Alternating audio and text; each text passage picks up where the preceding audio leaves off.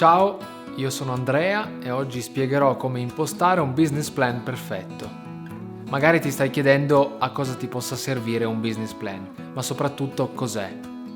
Non è altro che un documento che descrive dettagliatamente la tua impresa e i tuoi prodotti o servizi, ma soprattutto le tue stime di crescita.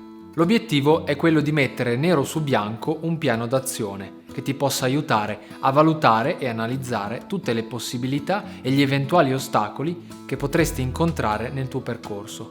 Inoltre, se avessi bisogno di prestiti bancari oppure investitori, ti sarà utile per dimostrare che la tua attività è vincente e vale la pena scommettere su di te e sul tuo progetto.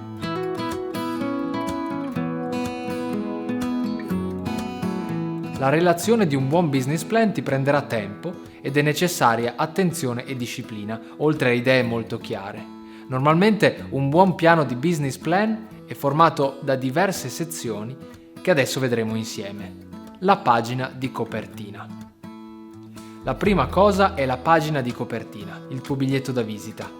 Pensa a qualcosa di professionale ma di impatto, senza dimenticarti di inserire ovviamente anche il nome del progetto, i tuoi contatti. Sommario. La seconda sezione è quella del sommario, ovvero l'elenco dei punti che tratterai nel documento. Deve essere di facile consultazione e usabile. Executive Summary. Dovrai dare grande importanza alla creazione dell'Executive Summary, che non è altro che una brevissima spiegazione di quello che andrai a inserire nel tuo business plan, tutto concentrato in una, massimo 2 pagine. Dovrai catturare l'interesse del lettore e fare in modo che possa farsi una prima idea del progetto che stai per presentare. Questa pagina sarà la più importante di tutto il tuo business plan, essendo l'unica che spesso viene letta dai potenziali investitori. Questa solitamente è composta da sottosezioni che aiutano a organizzare una panoramica più chiara di chi sei, che cosa fai, ma soprattutto che cosa vuoi realizzare nel futuro. Dovrai inserire la tua mission aziendale, che parlerà a grandi linee di che cosa si occupa la tua attività, i suoi valori, le prospettive per il futuro. Poi dovrai dedicare una parte alla descrizione del tuo mercato e del tuo settore.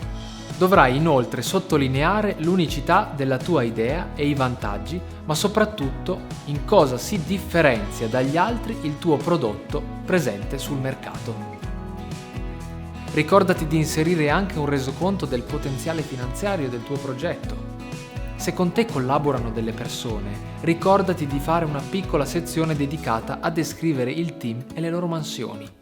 Non dimenticarti poi una brevissima descrizione delle principali fasi per sviluppare la tua idea, del tuo stato finanziario e della struttura aziendale.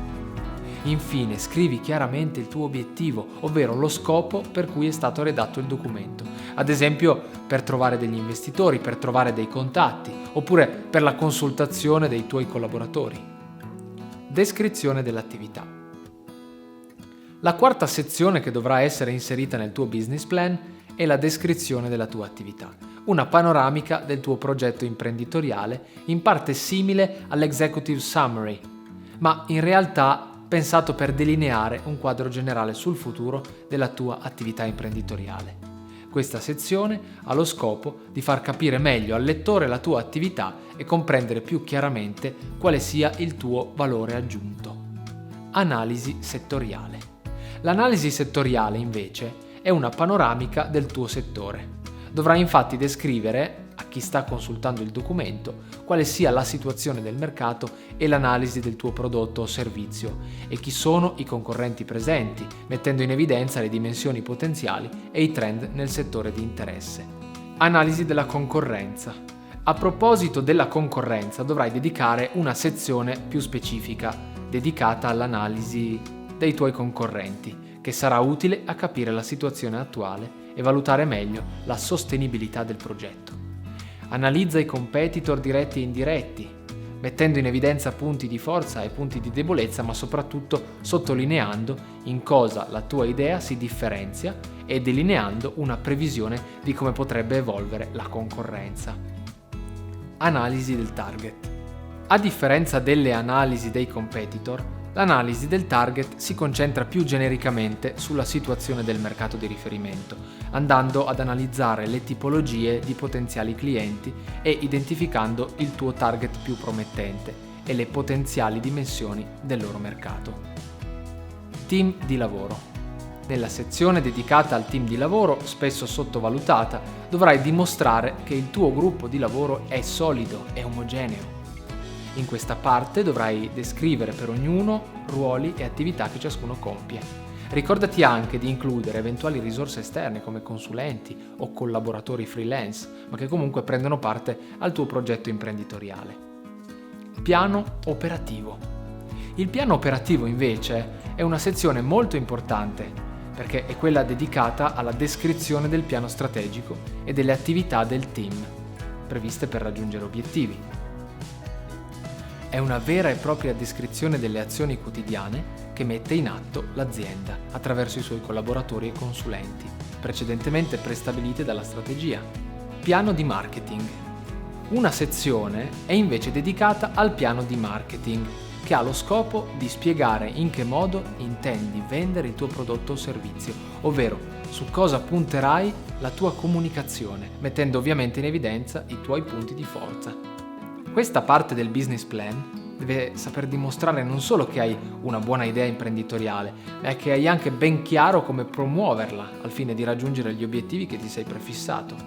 Dovrai analizzare i comportamenti di acquisto dei tuoi potenziali clienti e mettere in luce quali sono i tuoi plus. Inoltre, in questa sezione dovrai anche inserire una descrizione più approfondita del tuo prodotto o servizio, il suo prezzo, il suo posizionamento sul mercato, le eventuali azioni promozionali, ma anche quelle di fidelizzazione e l'assistenza del cliente. Piano finanziario. Il piano finanziario dovrà descrivere lo stato attuale e le previsioni sulle possibili evoluzioni nel futuro. Non è necessario presentare un'analisi troppo approfondita, ma questa sezione, più delle altre, deve essere mirata al vero obiettivo del tuo business plan, in special modo se vuoi trovare investitori o fondi. Il quadro finanziario dovrà rappresentare una panoramica della situazione, una stima della crescita, ma anche gli eventuali rischi. Tutta l'analisi dovrà essere presentata in un arco di tempo che va dai 3 ai 5 anni. Dovrai inserire il conto economico, previsioni di bilancio d'esercizio e previsione dei tuoi flussi di cassa. Molto probabilmente per questa sezione dovrai avvalerti dell'aiuto di un professionista o di un consulente in modo da delineare in modo più preciso e realistico previsioni e calcolazioni. Cronoprogramma e allegati. Nella parte finale del tuo business plan troveranno posto gli allegati, ovvero eventuali documenti a supporto del tuo lavoro e della tua analisi, oltre al cronoprogramma, ovvero uno schema a tappe utile ai fruitori del tuo piano di business per capire le tempistiche e le fasi più importanti che ti sei prefissato. Usa settimane o mesi e ricordati di essere ambizioso ma concreto. Il tuo cronoprogramma deve essere credibile ma soprattutto realizzabile. Un cronoprogramma non realistico potrebbe vanificare tutta l'analisi del tuo piano di business appena presentato. Inserisci i traguardi principali e mai date precise.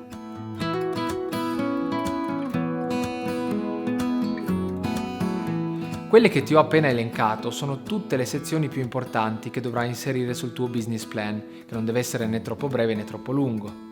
L'obiettivo è quello di dimostrare e descrivere il tuo lavoro, ma soprattutto mettere in evidenza le prospettive future ad eventuali investitori o alle banche che devono concederti un finanziamento, oppure ai tuoi stessi collaboratori per dare loro una panoramica più completa della tua visione per il futuro.